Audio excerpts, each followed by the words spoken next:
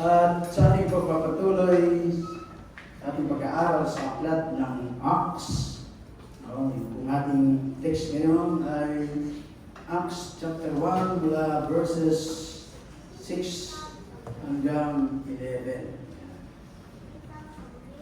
Kaya't nang makapagsama-sama si Jesus at ang mga alagad, nagtanong ang mga ito, Panginoon, itatatag na ba ninyong muli ang kaharian ng Israel?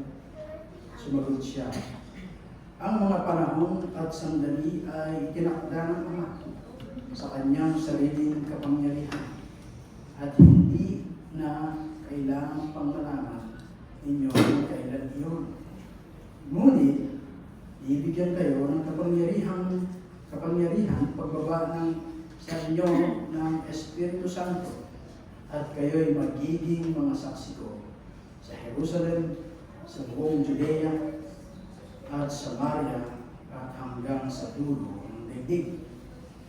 Pagkasabi nito, siya'y iniakyat sa langit. Samantalang nakatingin sila sa kanya at natakpan siya ng ulap. Habang sila'y nakatitig sa langit, dalawang lalaking nakaputi ang biglang tumayo sa tabi nila. Mga taga-Galilea, sabi nila, bakit kayo narito nakatingala sa langit?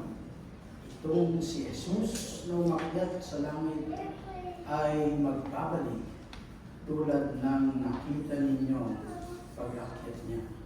Tayo po ay currently kami po ay nagpulot ng salamat sa hapon ito. Isang-sama po kami sa maghali ng pinakit buhay. I-ask your Holy Spirit, Panginoon, isang patuloy na muna at magturo sa amin sa aming pagpapatuloy, Panginoon. Maunawaan na namin yung mensahe na nais mo. Maunawaan namin at kailangan namin, Panginoon, at tuloy ang pagpapatuloy sa inaming tinitiwala.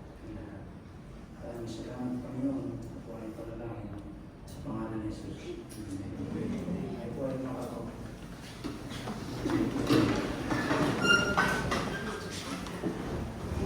So, dahil po nakakaganda ang ating pag-aaral kanina sa ating Bible study, so medyo naubos na yung oras. So, mga kalahating oras na lang po. So, ating introduction. So tayo po ay nag-umpisa last Sunday sa pag-aaral ng Acts. Natapos natin matapos yung aklat ni Lucas. At ito po yung volume 2. No? Sabi nga, pagkatapos natin ito, ay gagawin natin yung volume 3. So kung kalooban ng Panginoon na lahat na dito pa tayo. So, doon sa verse 4 ay nakikita po natin, nandun po yung promise, yung pangako. Yung pangako doon sa verse 4. Sabi po doon sa verse 4.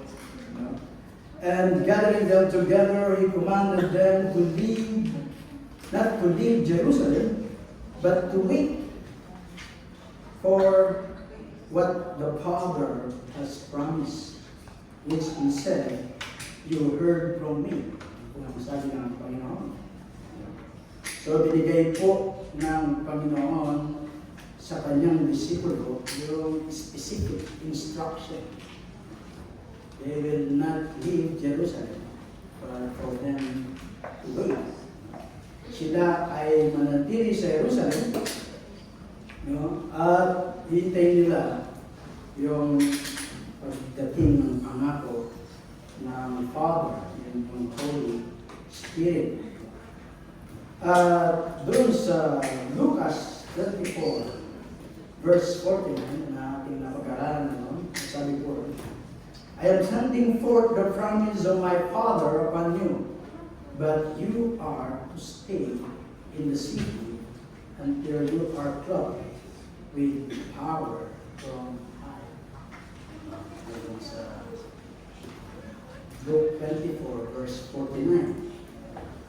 So, ang ating Panginoong Kristo ay nangako siya sa mga disipulo of a very special endowment o yung pagkasi ng banal na Espiritu upang yung task ng ating Panginoon na inumpisahan niya dun sa Luke at magpapatuloy dito sa Acts through the disciples upang maabot nila yung mga tao, yung mga lost souls. At apart from Christ, sa pamamagitan ng banal na Espiritu, ay wala po silang magagawa. Kundi yun pong sinabi ng Panginoon. Wait until the promise of the Father ay natanggap po nila. So Christ will reach man for himself by means of the Holy Spirit working through men as instrument. Siya po ay kikilos sa pamamagitan ng mga disipulo at sa panahon natin tayo ang mga mananampalataya ng ating Panginoong Kristo. Without the Holy Spirit, ay fail po yung lahat natin gagawin sa pag-witness. No Christian can be effective witness if he is not operating in the power of the Holy Spirit. Every attempt to advance the cause of Christ apart from the source of the Holy Spirit simply destroy the message of God na nais niya pong i-convey sa mga tao. At pagdating po dun sa verse 5 ng chapter 1, sabi po, for John baptized with water, but you shall be baptized with the Holy Spirit many days. Not many days. Kayo ay nagbautismo nga ng tubig siwan, ngunit di na magtatagal at babautismohan kayo sa Espiritu Santo. So the kind of baptism Christ was talking about ay hindi po ito water. Water baptism as John the Baptist performed, but a mighty spiritual baptism produced by the Holy Spirit. So the disciples were also given a special work of the Holy Spirit during the time from Christ's resurrection to the day of Pentecost. Sa John 20, verse 22, sabi po, when he had said this, he breathed on them and said to them, receive the Holy Spirit. Apostle John, hiningahan sila ng Panginoon at natanggap nila ang Holy Spirit. So the disciples could not be effective in service for Christ until the baptizing work of the Holy Spirit took place on the day of Pentecost. God's work must always be done in God's power, and God's power is the Holy Spirit. Sabi niya, mamaya sa verse 8, yung when the Holy Spirit will come, you will receive power.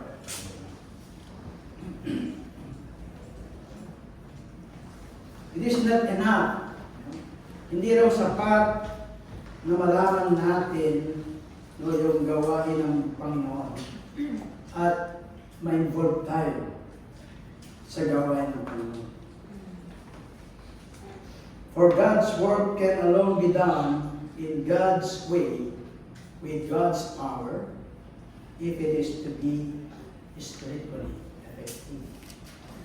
Sa pamamaraan ng Diyos, sa pakapangyarihan ng Diyos, upang maging effective spiritually yung ating pag-witness o yung pag-witness ng mga disipulo. Hindi raw sapat na malaman natin about the Holy Spirit, but the Holy Spirit must empower the Christian to get the work done. Kailangan ay ma-empower tayo ng banal na Spirito upang magandang natin yung task na o command nito. Kagtulaw sa atin ito. To be effective, Christian must yield to the Holy Spirit in the task of living for Christ and reaching a lost world for Christ. So, yun po yung sinabi ng Panginoon sa kanila.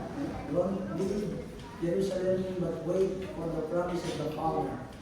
Yung the Spirit. Pagkat kapag wala sa kanila yung Espiritu, hindi nila effectively magagawa yung command ng Panginoon sa kanila. Like paligana ang Ebanghelyo na sinabi doon sa Matthew 20:18-20. Then, dito po sa ating text, no? Sa verse 6, nandun po yung katanungan ng mga disipulo. No? Sabi po sa verse 6, so when they had come together, they asked him, tinanong ng mga disipulo ang Panginoon sa Kristo, Lord, will you at this time restore the kingdom of Israel? At saan po ba sila nag-gather? Sa verse 9 and verse 12, dito sa Mount of Olives. Ito natin yung mga maraming pag-aaral. Yung katanungan nila, will you at this time? Ito po mga apostles, ay na-entertain sila doon sa common opinion ng mga Jew about doon sa temporal dominion ng Messiah. So, yung mga hindi expect ko nila na dumating, darating ang Messiah at maghahari sa kanila. They expected that He would reign na gayang Haring David, yung nakaraan, no? And would free them doon po sa bondage from the Romans, yung pagkasakop po ng Romans. At maraming instances po where these expectations referred to occur in the Gospel. At malinaw na in-explain po ng ating Panginoon sa Kristo na ibang kingdom, yung tinutukoy nila dun sa kingdom na sinasabi ng ating Panginoon. At yung pong expectation nila ay almost ma-destroy by dun sa kamatayan ng ating Panginoon. Dun sa Luke 24-21. At malinaw, dun sa kamatayan ng ating Panginoon, no, ibig sabihin, no, wala na yung kanilang expectation. No, kasi yung kanilang ina-expect ay namatay. No, na-impactos krus. Yet, though his death checked their expectation and appeared to thwart their plan, his return to life, no? Muling nabuhay sa ikatlong araw at na-excite sila. No? Na-excite sa muling pagkabuhay dahil nawala na sila ng pag-asa, yung kanilang hinihintay na Messiah na mag-rule as king, no? ibang king of the world ng kanilang ina-expect na sila ay ahon, iaahon sa pagka sakop ng mga Romans ay namatay. No? But after 3 days, nabuhay muli yung pag-asa, yung kanilang expectation. They, his return to life excited them again. So dito nakakasiguro na sila na the same Savior, yung nabuhay, yung namatay, at muling nabuhay. At makikita nila ngayon na yung kapangyarihan niya ay walang magagawa yung mga enemy. Because even yung death ay napagtagumpayan niya. They saw now that these enemies had no power over him. They could not doubt, hindi walang pag-aalinlangan, na yung nabuhay mula sa mga patay ay madali niyang ma-accomplish yung kanyang mga plano, yung kanyang nais.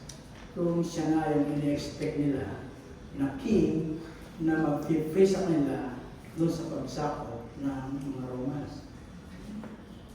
Ma-excite. Yung ba't di ma-excite? No? Ang patay, nabuhay.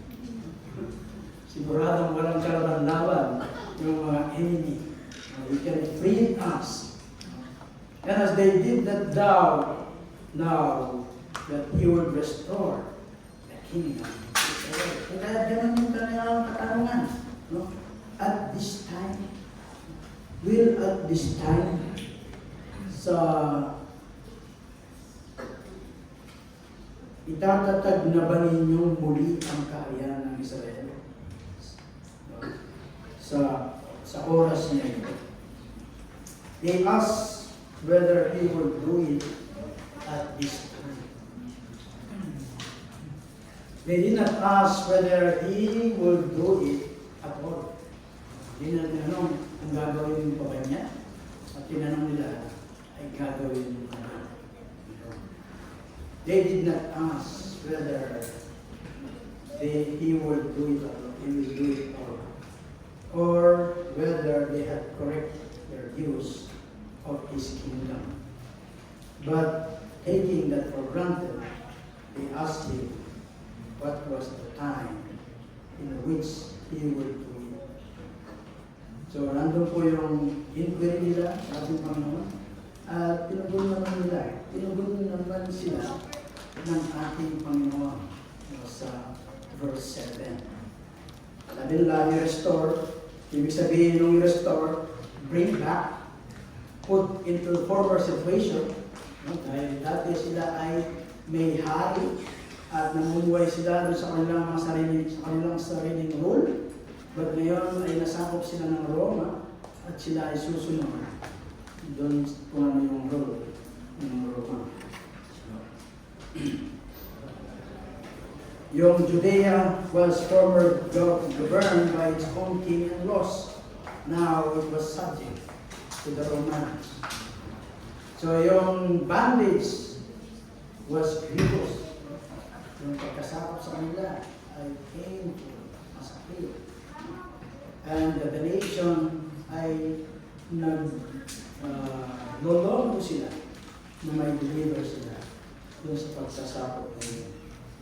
So the inquiry of the apostles evidently was whether He would free them from the bondage of the Romans and restore them to their former state of freedom and prosperity, kagaya po ng panahon ni David at ni Hari Solomon.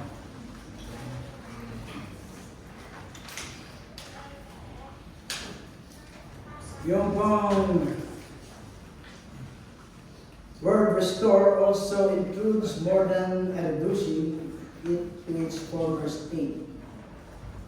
It may means we thou now bestow the kingdom and dominion to Israel.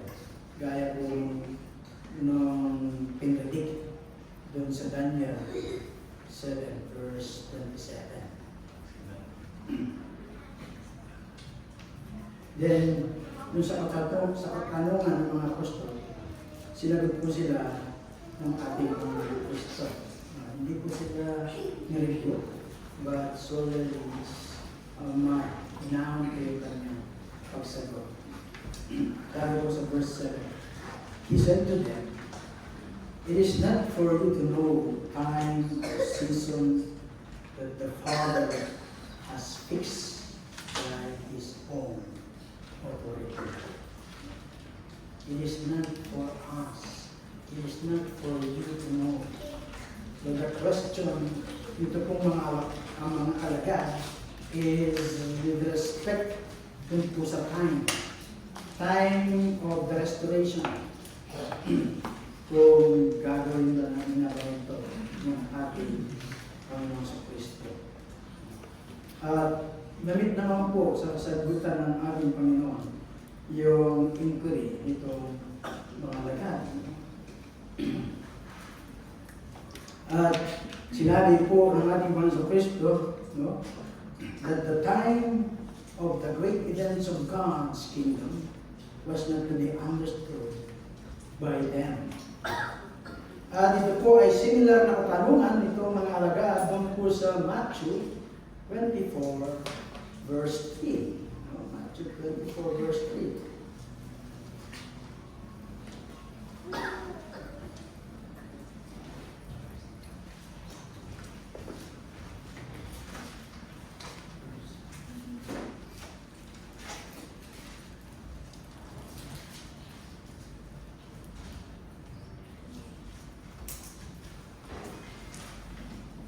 Nasa bundok ng mga olibo si Jesus, samantalang siya nakaupo roon, palihim siyang tinanong ng kanyang mga alagad, kailan po ba mangyayari ang mga bagay na ito?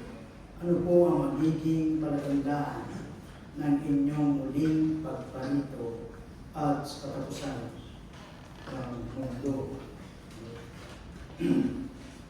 And then, sa 36 ng same chapter, ang sabi ko sa verse 36 ng Matthew 24. Ngunit walang nakaalam ng araw at oras ng pagsapit niyon, kahit ang mga anghel sa langit o ang anak man ng ang anak man ang malamang ang nakakaalam nito. God has uniform approved the vain curiosity of such form. Yung mga bagay na revealed ay nakikita po natin sa Scripture. But meron mga bagay na hindi po hayag sa atin. Gaya nito. The Father had put so entirely yung pong panahon na kung kailan magaganap ito. At siya lang po ang nakakaalam. In His own authority, He fixed them in His own authority. He bring them about in His own way sa kanyang mga pamamaraan at sa kanyang kapanahonan. And therefore, it is not proper for people anxiously to inquire into them. Huwag na natin pasakitin yung ating mga ulo. Kaya yung mga iba naman, sabi na, 2012, nagagunan na yung mundo. Nagpasok na sa mga prueba. Nakarating ang 2020. Tapos 2024 na ngayon. So huwag natin pasakitin yung ating mga ulo sa mga bagay na hindi hayag para sa atin. Ang lang ang nakaalam. And therefore, it is not proper for us anxiously to inquire into them. The reason why it is so are such, kung bakit hindi nahayag yung mga ganito, yung pagdating ng Panginoon, kung kailan yung kingdom ay magaganap, ay upang ma-excite daw tayo na magbantay at maghintay.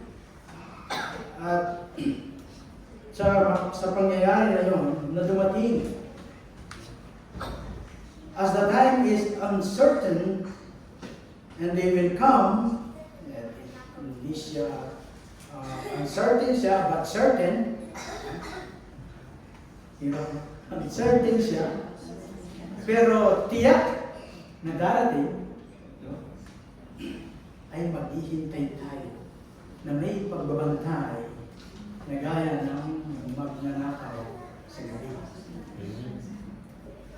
Kasi kung alam ng ako na parating yung amo, gagawin niya lahat.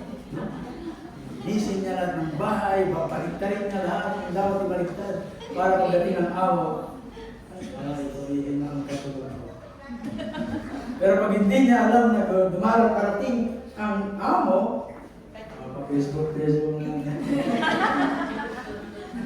Ganon din daw. Bakit hindi inagigil sa atin? Parang gano'n yung pagdating. No?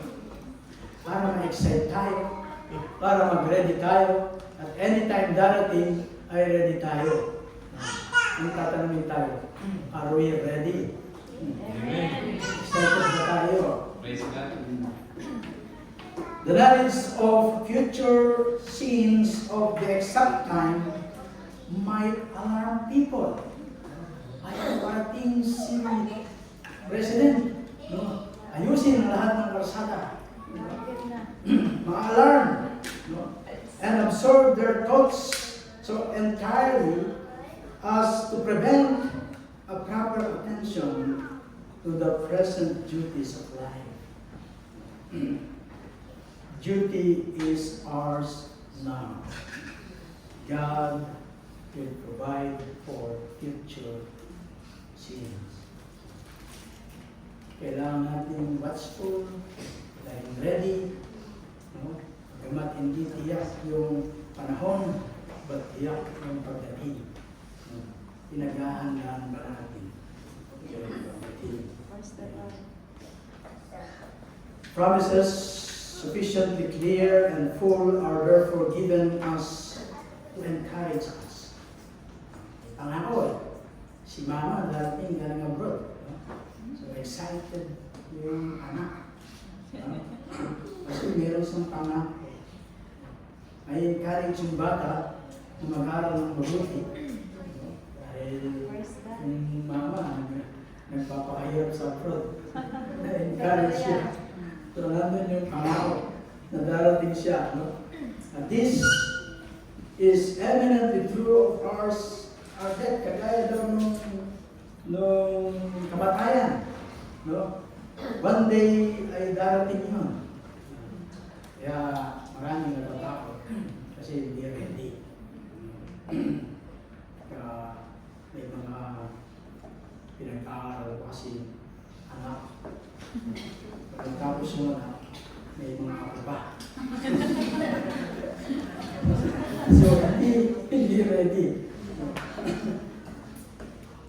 One of the most important future scenes through which we are to pass, yun nga yung kamatayan. It is certainly before us. It is near. It cannot be long delayed. It may come at any moment. Maaaring dumating. Sa anumang oras, hindi natin inaasahan. Ayun, namimiss na natin siya Tilerma. Tatlong buhay na wala. No? Unexpected. He does not gratify a vain curiosity. God has fixed the time, but will inform us when it shall be. Nag-fix siya ng time, pero hindi niya sinabi kung kailan.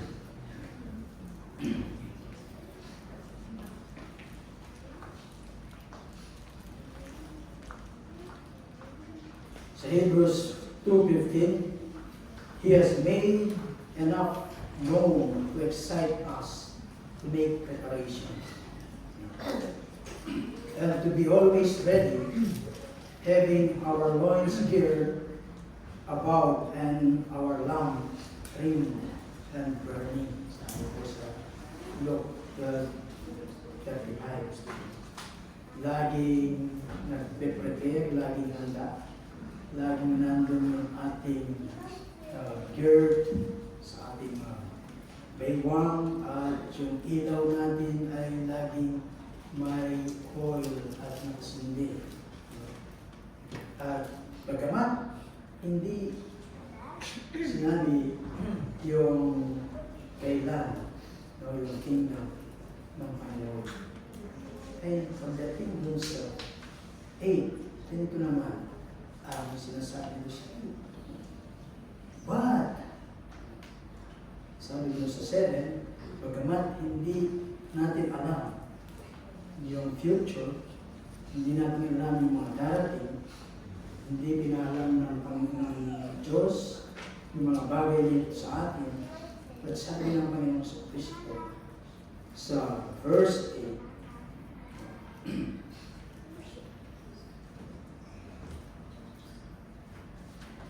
but you will receive power when the Holy Spirit has come upon you, and you will be my witnesses in Jerusalem, in all Judea and Samaria, and to the ends of the world. Bagamat hindi nyo alam yung mga bagay nito, mga bagay nito, sabi niya, you will receive power when the Holy Spirit comes upon you. Hindi lang tumigil doon. No? Yung ma-receive natin yung banal na Espiritu. Ang sabi niya, you will be my witnesses. Hindi binigyan tayo ng kapangyarihan ng banal na Espiritu, dahil umupo lang tayo at wala nang gagawin. No? Ang sabi niya, you will be my witnesses. No?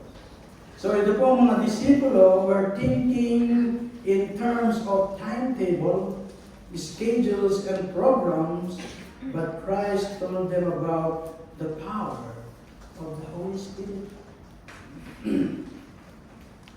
which they would receive to get the work of reaching the world for Christ accomplished. It is Christ by the Holy Spirit through men who will reach the world with the gospel. It is a supernatural word that only the Holy Spirit can accomplish through men. So kung wala po yung banal na Espiritu, mag-witness tayo, but hindi po magsasaksi. We will fail. God will restore the kingdom to Israel in His own good time, but in the intervening time, He has His own program para po sa mga disipulo. Yung po mga disipulo are to witness for Christ in the power of the Holy Spirit.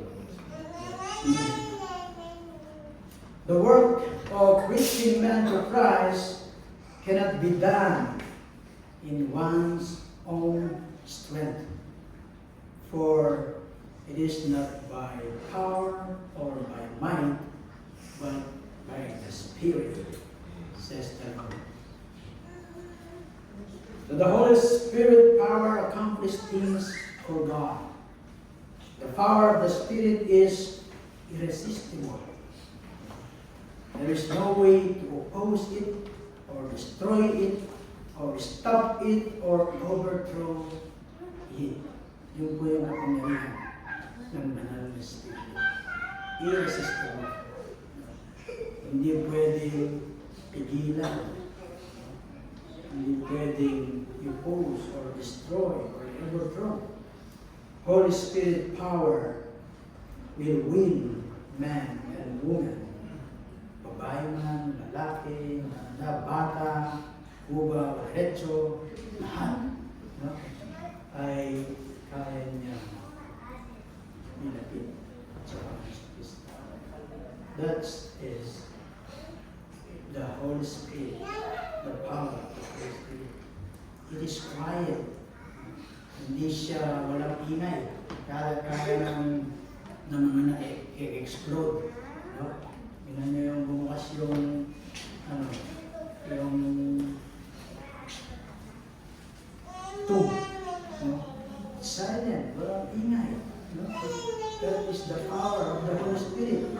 No need outside support. No need props. No, yun yung kapangyarihan ang banal na Espiritu. Tahimik lang, pero umikilos. Kaya niyang palambutin yung mga pusong bato. Yung mga pusong bato. Kaya niyang palambutin. So, wala nang pag-asa yan. Kasi matigas ng puso niya. But through the power of the Holy Spirit, the Holy Spirit power is a glorious kind of power which changes a person from within, not from without. Sa loob. At yung pagbabago sa loob ay magmamanifest sa labas. Hindi po sa labas, paloob, hindi sa loob, palabas. There is simply no way to program the work of the Holy Spirit. And all a Christian can do, kung magagawa lang daw po natin, is to submit and commit to Jesus Christ and keep the command of Christ to be witness. And the Holy Spirit will work sa atin and kung paano natin ma-please ang Panginoon. Ano pong sinabi ng Panginoon? You shall be my witnesses. The program God has for the church is a witnessing program. Yun po yung program ng Diyos sa kanyang church. Witnessing program. No, yung pong true witnesses belong to Christ and sustain such a relationship to Christ that they feel they must share the life of Christ with others. We are witnesses. Naniwala po ba tayo? Yes. Amen. Tayo ay mga witnesses. Amen. Ano po yung task natin bilang mga witnesses? The task of preaching the word for Christ is not going to be done sa isang araw lang. Mahabang proseso. Kaya almost 12 years, no? Bago tayo nagkaganitong kalahin because we continue to share, nag-invite, no? And the Holy Spirit ay kumilos po sa kanila. Patuloy daw po yung process until Christ return for His church. Yung pag-witness. Hindi tumitigil. We are witnesses. Hindi daw po tayo propagandist na trying to brainwash yung mga tao. Tayo daw po ay mga witnesses, hindi po daw tayo mga salesman, no, na kayang bulahin yung mga bebentahan natin ng product. Tayo daw ay mga witnesses, no, hindi tayo mga recruiters, no, trying to get everybody to join yung pong ating church or club, diba? Yung church para club. So we are witnesses. A witness is one who share what he knows. Hindi ka pwede mag-share kung wala kang alam. Kahit sa korte, hindi ka pwede mag-witness kung hindi mo alam yung witness mo. So a witness talks about Christ and not about himself. Ang pinakita niya, yung Panginoon sa Kristo, hindi yung kanyang sarili. No? A witness talk about Christ and not about himself. When a witness talk about himself, it is always in terms of what Christ has done for him. Pag sinabi mo sa sarili mo, ang sasabihin mo pa rin ay yung ginawa ng Kristo sa iyong buhay. Amen. So ito daw yung mark of a holy Christian. So Paul's charge is that they are talking about self or yung organization. Kapag ganun daw po yung nasasabi. Alam na, they are not true witnesses of Christ. True witnesses simply tells what they know about the resurrected Christ. They talk about His fantastic person, His glorious character, His exciting plan, and matchless work, and His mighty power. Yung sinasabi ng mga true witnesses of Christ, lahat patungkol kay Christ, hindi patungkol sa sarili na. If we really know Christ, we will talk about Him. Are we really know Christ? Baka hindi pa natin kilala si Kristo, kaya hindi tayo makapag-talk about Christ. Check. The Apostle, check your faith. Check if you are still in the faith. Witnessing is just not a doctrine or church. It is being in touch with the living one and telling others about Him. We are in touch with the living one. Who's that? The resurrected Christ. And we are telling Him to others through the power of the Holy Spirit. So the program of God was to begin in Jerusalem, Judea, in Samaria, and to the end of the age. Ito po yung last words ng ating Panginoon Kristo sa kanyang iglesia. Be witnesses. At yung primary task of every Christian and every local church is to witness. First at home, tapos yung sa neighbor, tapos yung sa trabaho, sa tenant, and to the ends of the earth. Mahirap mag-witness sa pamilya, di ba? Kasi mula bata, kilala. Ito yung pasaway na. Pag walang nakitang ebidensya, then hindi mo siya mabulin para sa kanya. So, nandun po yung assurance ng pagkakaloob ng kapangyarihan. Yung banal na Espiritu. Knowledge of future events in the world will not give man power in the service of Christ. Kakainit ko dun, will not give power, sabihin nyo. Ba't siya na, makakamarihan, sige. In the service of Christ, no, ano man yung kaalaman mo sa buong mundo na ito, ay hindi magbibigay sa iyo ng kapangyarihan. But the presence of the Holy Spirit will give mighty power. So the Holy Spirit will not be neglected noon at even sa kapanahonan natin. If the witnesses for Christ have power. Nais natin magkaroon ng pangyarihan for witnessing. Hindi natin neglect yung banal na Espiritu because sa kanyang magkaroon siya ang Panginoon. Siya ang ating kapangyarihan. There was a definite time set for which they must wait in order to fulfill yung pong plans ng Diyos at yung paghintay nila sa Banal na Espiritu. Alam ko sa panahon nila yun. Pero sa panahon natin, kapag ikaw ay nag-repent, nanampalataya, tinanggap mo ang ating Panginoon Kristo bilang Panginoon at tagapagligtas, then ang Banal na Espiritu ay mananahan sa iyo.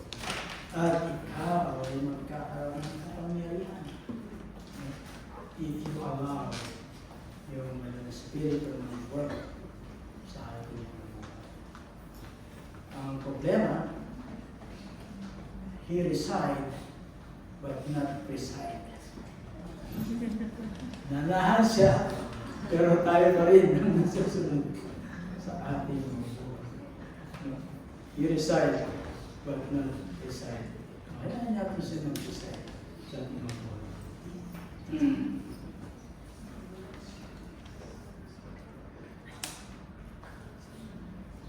And you will be my witnesses. Those who are to be witnesses for Christ must know Christ. Pwede mag-witness, hindi mo alam yung witness. They must know Christ, no? At para daw hindi ka ma-cross-examination ng mga taong nakapaligid sa iyo. No? Kasi daw, yung mga taong nakapaligid sa atin, ng mga Christian, ay laging nagmamasid. Bakit nang hindi ako Kristiyano? Yung mga gagawin ko, ay wala lang sa kanila. Walang problema. So, di ba?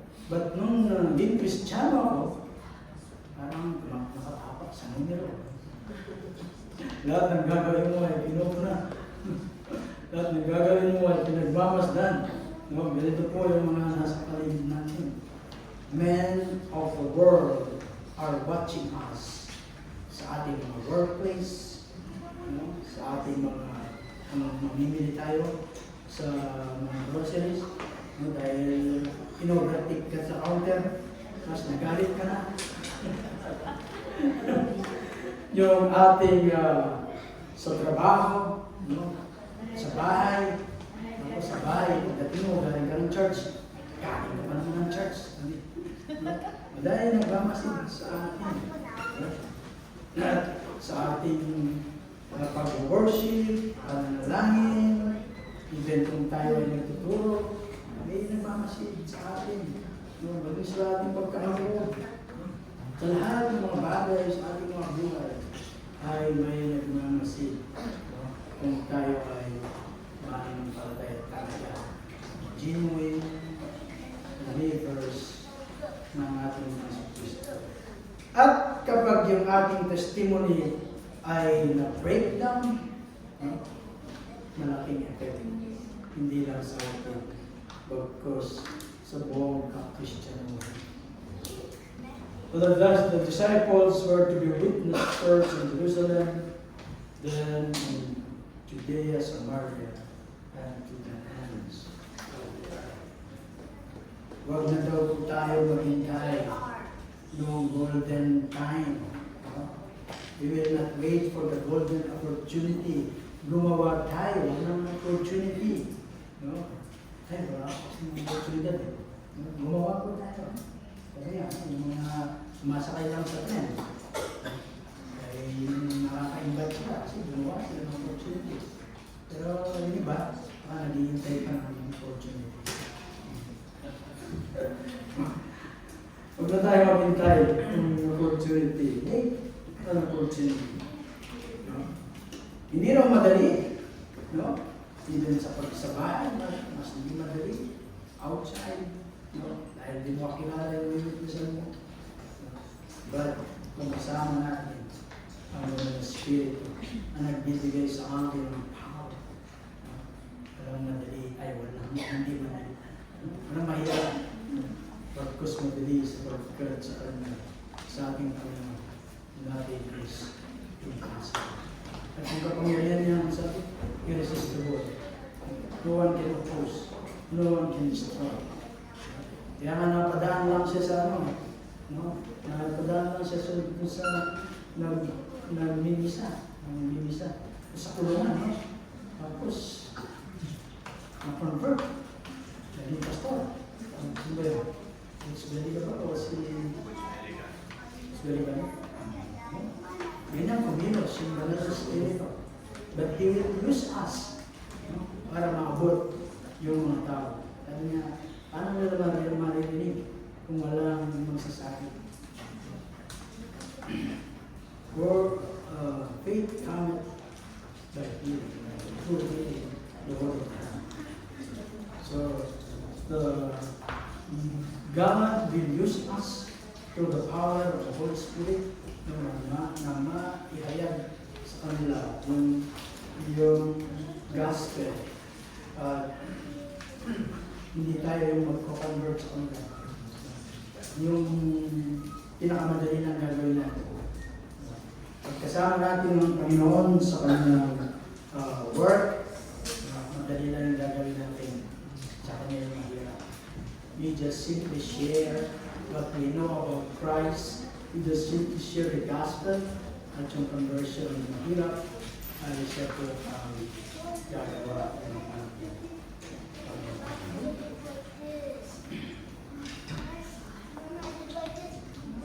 Notice that Jesus point out that not only ritual, yung pong baptism na magaganap sa mga sila. The disciples said, Lord, are you going at this time to restore the kingdom of God?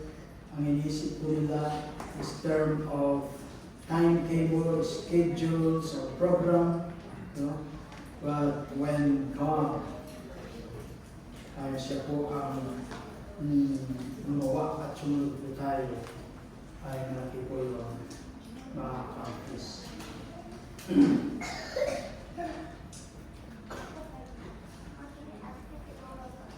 Then in verse 9, and when he had said these things, tapos po niyang sinabi doon sa mga alagad na magkakaroon sila ng kapangyarihan pagdating ng banal na Espiritu at sila ay magiging saksi niya. As they were looking on, he was lifted up and a cloud took him out of their sight. 4 na beses po na sinabi po dito sa Acts chapter 1 yung was taken up. Sa verse 9, sa verse 2, 9, 11, and 22.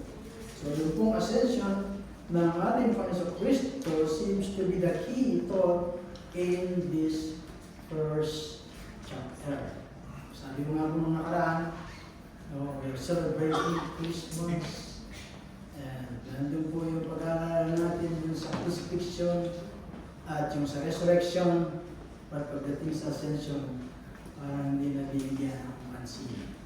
At dito sa Acts, 5 beses pong inulit, yung he was taken up. At nandun po yung na-experience ko ng mga alagad. Nung sila ay nakatayo dun sa Mount of Olive at nakita nilang pumapaakyat yung Panginoon. It disappeared and they would never see him again in the flesh until sa kanyang pagbabalik. They were alone, but they were not alone. Nag-iisa po sila, pero hindi sila nag-iisa. Hirap ng mga panisipan, hindi Pastor Lo. They were alone, but they were not alone. Christ will still be present with them through the work of the Holy Spirit. Christ will now carry out His work on earth from heaven by means of the Holy Spirit working through the disciples, working through them, working through us.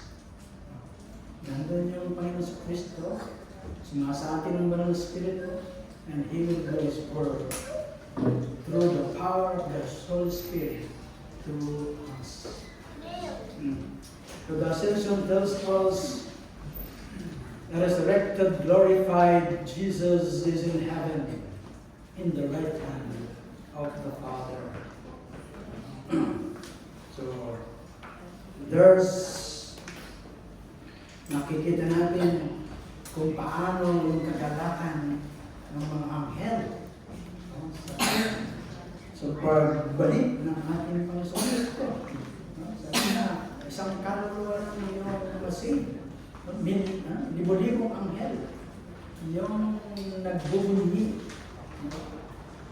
Kung dito nakatingin sila sa ating Panginoon Kristo na umapakyat sa langit, how much more yung nagaganap dun sa heaven? Diba? Pagdating ng ating Panginoon Kristo, nagbubunyi daw yung mga million of angels. So the disciples stood looking and gazing at Christ as he moved into heaven. They were awestruck and amazed with delight. You know? At gaano ba yung nangyayari doon sa heaven? So pagbabalik ng ating Panginoon.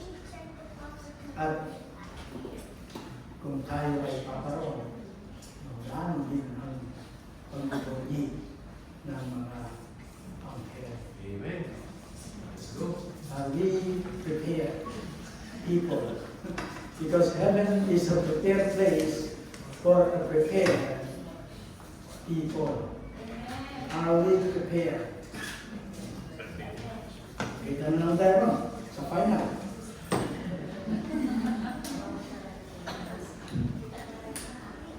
Just battle.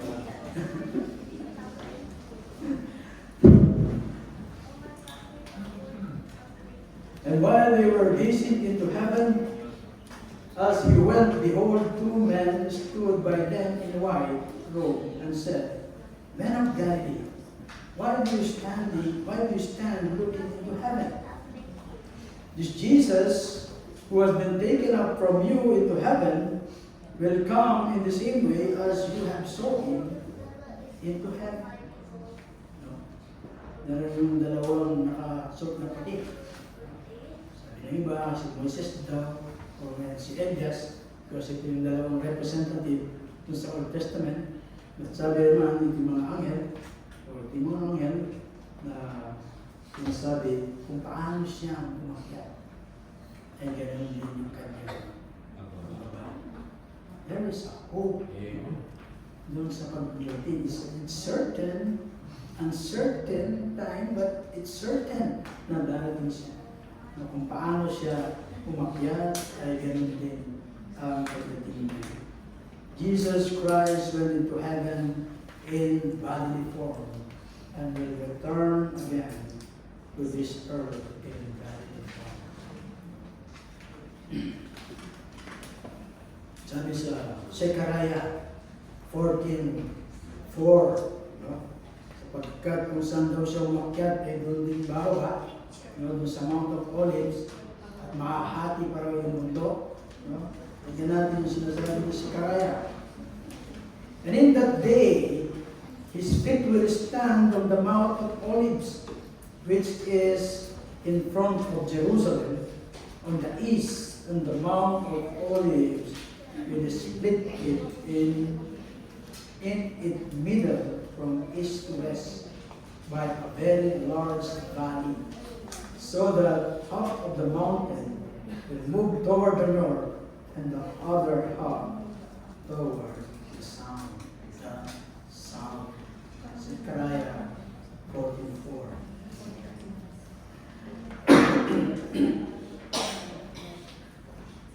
So, pansinin po natin yung last word na mention po na about Christ as he bodily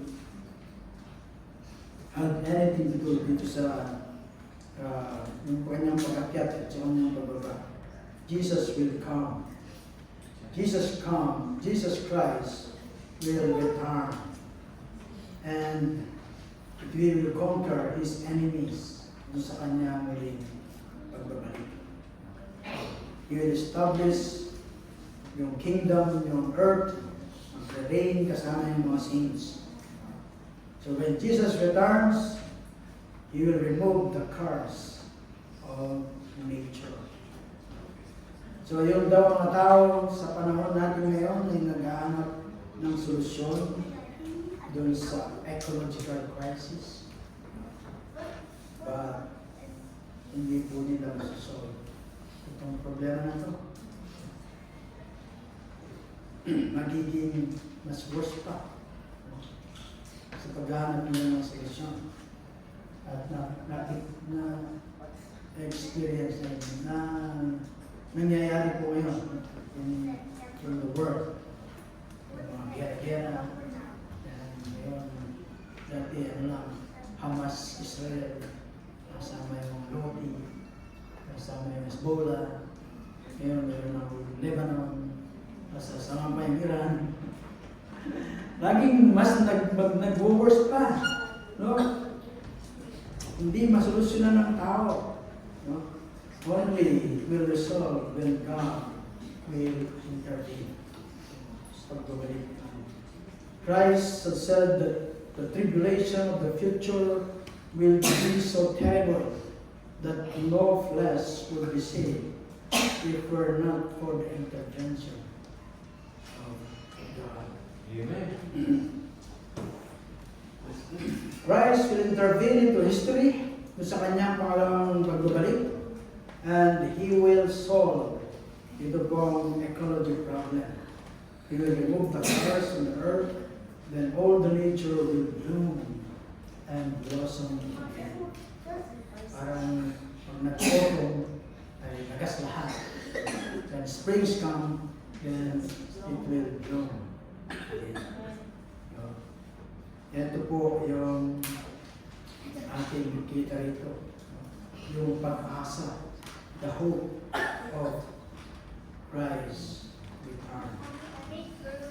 When he had said this, as they were looking on, he was lifted up, and a cloud took him out of their sight. And while they were gazing into heaven as he went, behold, two men stood by them in white robes and said, Men of Galilee, why do you stand looking into heaven? This Jesus who was taken from you into heaven will come in the same way as you saw him on into heaven. Sabi po, his removal is necessary. Kailangan siyang lumisan o kailangan niyang iwanan sila. No? Sapagkat ito ay para sa kanilang advantage. Kapag siya ay umalis, ay nandun po ipapadala yung pangako. No? Yung comforter will come. No? Yung Holy Spirit ay darating. No?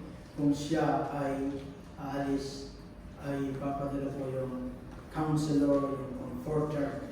Mababasa po yan natin sa John 17:6. It is by means of the Holy Spirit that Jesus makes His life available to each of us. So intimately and so personally. Personally po ito. Hindi po pwedeng sabi lang. Personal. Yung mananahan sa atin, si Jesus Cristo sa pamamagitan ng banal na Espiritu. His return is certain. The same Jesus, they say, will come back again. When He comes, He will come exactly the same way as they saw Him. Kung paano po siya umalis.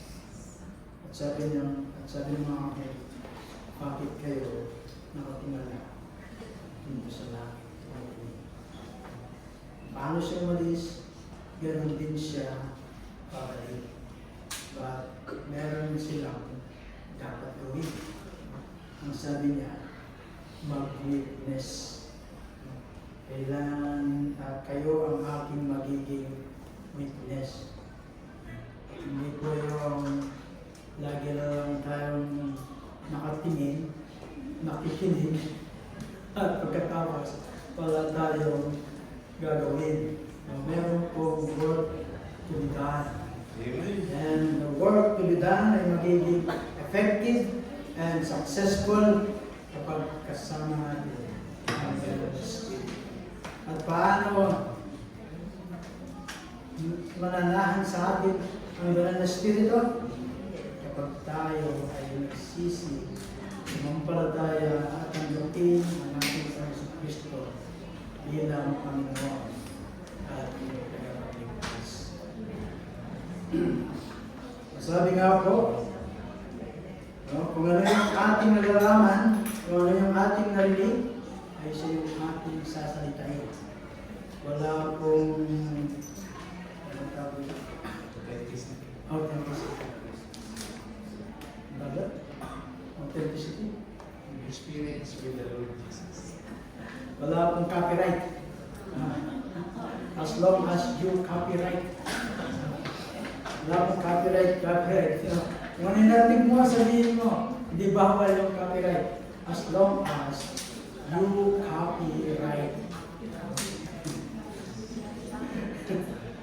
Oh, copy ka ng copy. Case. We may see here also, as it is our duty, not to stand in idleness and to gaze even toward heaven. We as well as the apostle have a great work to do, and we should actively engage at what po natin i-delay. Because time is Gold.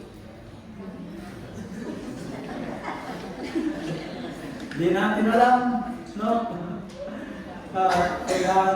Kailangan natin madaliin. There is an urgency. Kaya sabi niya, huwag kayong mag-bilis dito ng tinilang. That's the work. Para sa ibang tama. Gagawin po natin yan through the power of the Holy Spirit. Amen. Are we ready? Are we prepared to witness for Christ? Kasi po yung program niya sa kanyang iglesia. Yung po yung program niya sa atin to become our witnesses for Christ. At sa tulong ng Banal na Espiritu ay magagawa po natin. So yun po yung mensahe po ng ating Panginoon sa atin. All works outside sa tulong ng Spirit for Christ will fail and will not be successful. That go kasama natin ng Spirit and we obey and we do yung ating part, then yung ating pag-witness ay successful. At mag-glorify po yung ating Diyos na nasa natin. So praise God po sa kanyang mensahe po. Kaya po ay